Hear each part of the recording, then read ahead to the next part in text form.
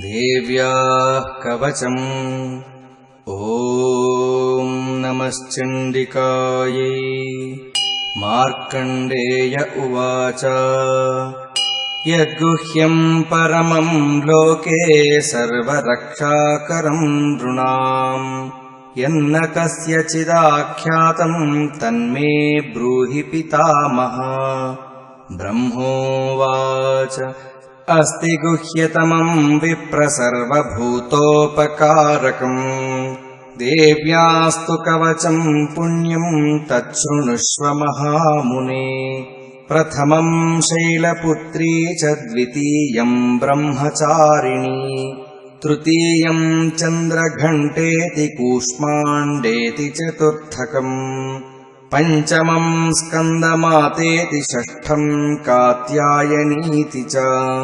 सप्तमं कालरात्रीति महागौरीति चाष्टमम् नवमं सिद्धिदात्री च नवदुर्गाः प्रकीर्तिताः। उक्तान्येतानि नामानि ब्रह्मणैव महात्मना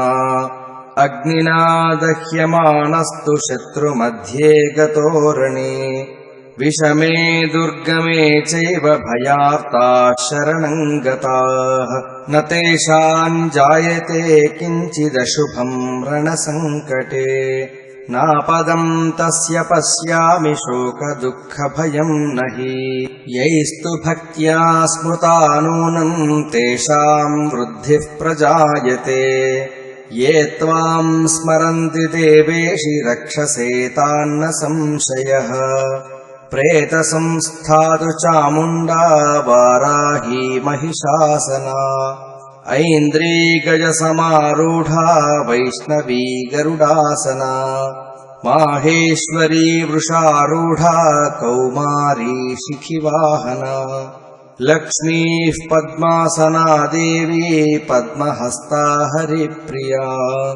श्वेतरूपधरा देवी ईश्वरी वृषवाहना ब्राह्मी हंससमारूढा सर्वाभरणभूषिता इत्येता मातरः सर्वाः सर्वयोगसमन्विताः नानाभरणा शोभाढ्या नानारत्नोपशोभिताः दृश्यन्ते रथमारूढा देव्यः क्रोधसमाकुलाः शङ्खं चक्रं गदां शक्तिं हलं च मुसलायुधम् खेटकं तोमरं चैव परशुं पाशमेव च कुन्तायुधं त्रिशूलं च शार्गमायुधमुत्तमम् दैत्यानां देहनाशाय भक्तानामभयाय च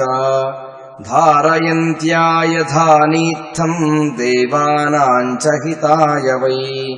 नमस्तेऽस्तु महारौद्रे महाघोरपराक्रमे महाबले महोत्साहे महाभयविनाशिनी त्राहि मां देवि दुष्प्रेक्ष्ये शत्रूणां भयवर्धिनी प्राच्यां रक्षतु मामैन्द्री आग्नेयामग्निदेवता दक्षिणेवतु वाराही नैऋत्यां खड्गधारिणी प्रतीच्यां वारुणी रक्षेद्वायव्यां मृगवाहिनी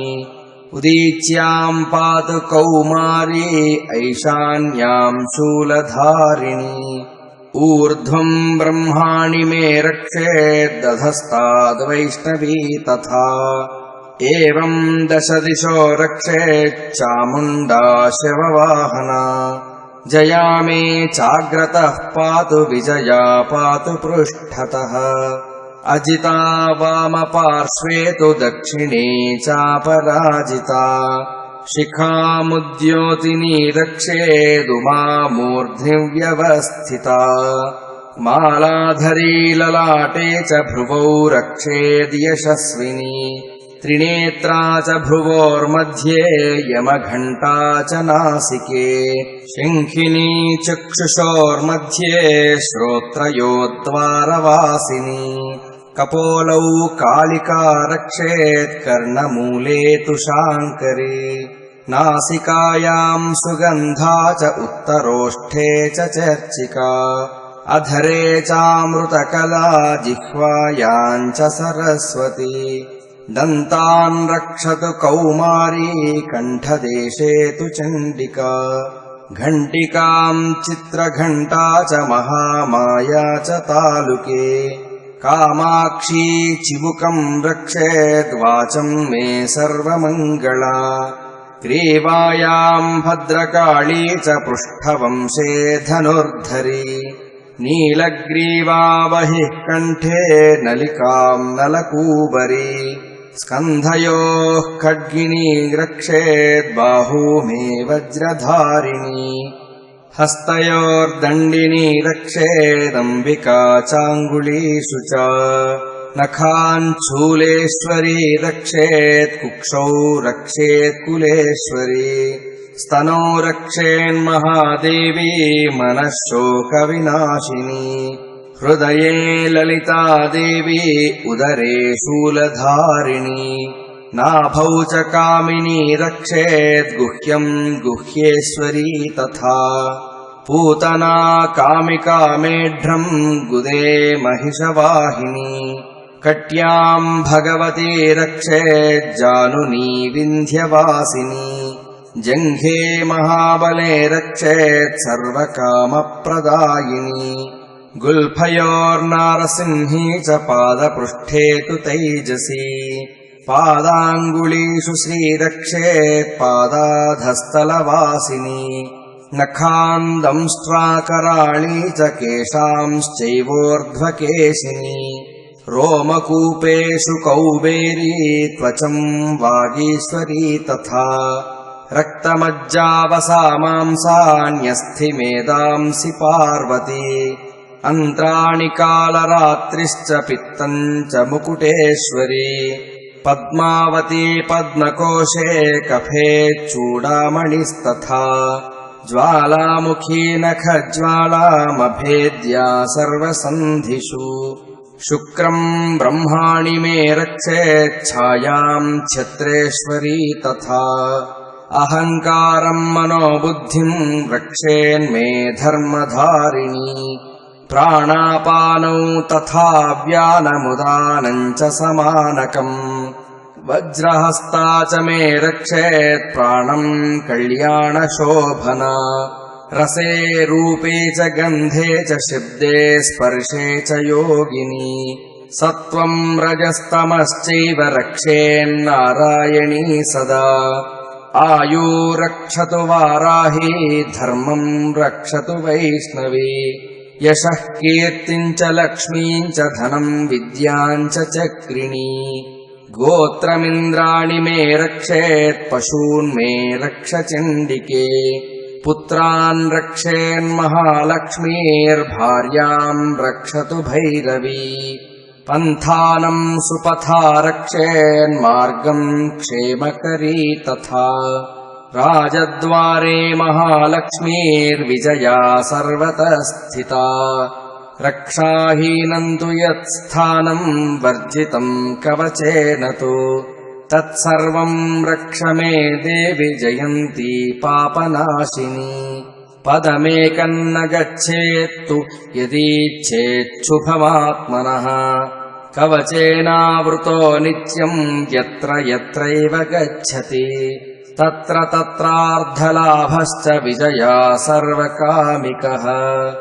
यं यं चिन्तयते कामं तं तं प्राप्नोति निश्चितम्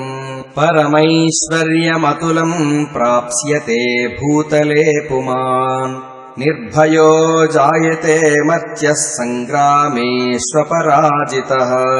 त्रैलोक्ये तु भवेत् पूज्यः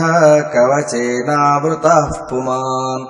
इदं तु देव्याः कवचं देवानामपि दुर्लभम् यः पठेत् प्रयतो नित्यं त्रिसन्ध्यं श्रद्धयान्वितः दैवी कला भवेत्तस्य त्रैलोक्येष्वपराजितः जीवेद्वर्षशतं साग्रमपमृत्युविवर्जितः नश्यन्ति व्याधयः सर्वे लूता विस्फोटकादयः स्थावरं जङ्गमं चैव कृत्रिमं चापि यद्विषम् अभिचाराणि सर्वाणि मन्त्रयन्त्राणि भूतले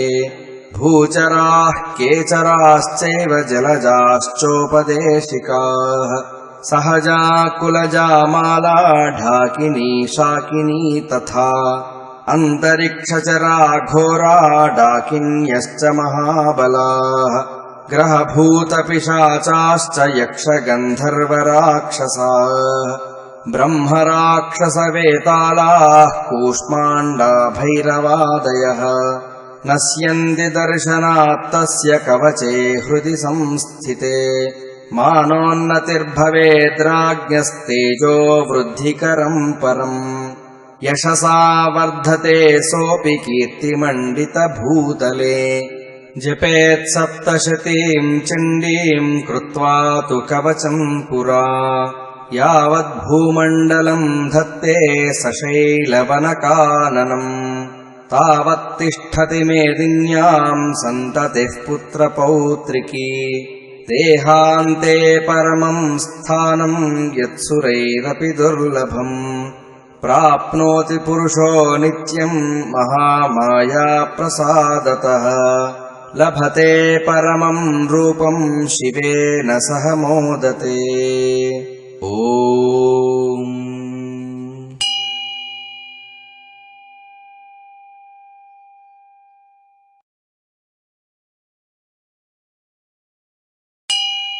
देव्याः कवचम्। ॐ नमश्चण्डिका।